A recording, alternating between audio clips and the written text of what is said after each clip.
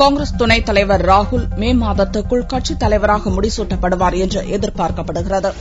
பிப்ரவரி மாதத்தில் பார்லிமென்டின் பட்ஜெட் கூட்டத்தொடர் துவங்குவதற்கு முன் ராகுல் திடீரென ஓய்வில் வெளிநாட்டுக்குச் சென்றார். முக்கியமான தொடரில் பங்கேற்காமல் ஓய்வில் சென்ற ராகுலின் செயலை பாரதிய ஜனதா கடுமையாக கண்டித்தது. ராகுலின் விடுப்பு காலம் ஒரு மாதத்தை தாண்டிவிட்ட நிலையில் அவர் விரைவில் நாடு திரும்ப உள்ளதாக டெல்லி வட்டாரங்கள் தெரிவித்தன. கடந்த 2013ஆம் ஆண்டு ஜெய்ப்பூரில் நடந்த காரிய கமிட்டி மற்றும் அகில இந்திய காங்கிரஸ் குழு கூட்டத்தில் துணைத் தலைவராக ராகுலுக்கு பதவி அளிக்கப்பட்டது. அதே நடைமுறைகளை பின்பற்றி மே மாதத்தில் காங்கிரஸ் காரிய கமிட்டி மற்றும் அகில இந்திய காங்கிரஸ் குழு கூட்டம் உத்தரகாண்ட் அல்லது இமாச்சல பிரதேசத்தில் கூட உள்ளதாகவும் அப்போது அவர் முறைப்படி கட்சியின் தலைவராக முடிசூட்டப்படுவார் என்றும் நம்பப்படுகிறது. ராகுல் எவ்வளவு சீக்கிரம் தலைவர் பதவியை ஏற்கிறாரோ அந்த அளவு கட்சிக்கு நல்லது என்று மூத்த தலைவர்கள் கூறினர். காங்கிரஸ் கட்சியின் தலைவராக ராகுல் பதவியேற்றால் கட்சியின் பார்லிமென்ட் குழு தலைவராக சோனியா செயல்படுவார் என்று கூறப்படுகிறது. காங்கிரஸ் தலைவர் பதவியில் கடந்த 17 ஆண்டுகளாக இருக்கும் சோனியா தான் காங்கிரஸ் கட்சியின் வரலாற்றில் மிக நீண்ட காலம் தலைவர் பதவியில் இருந்தவர்.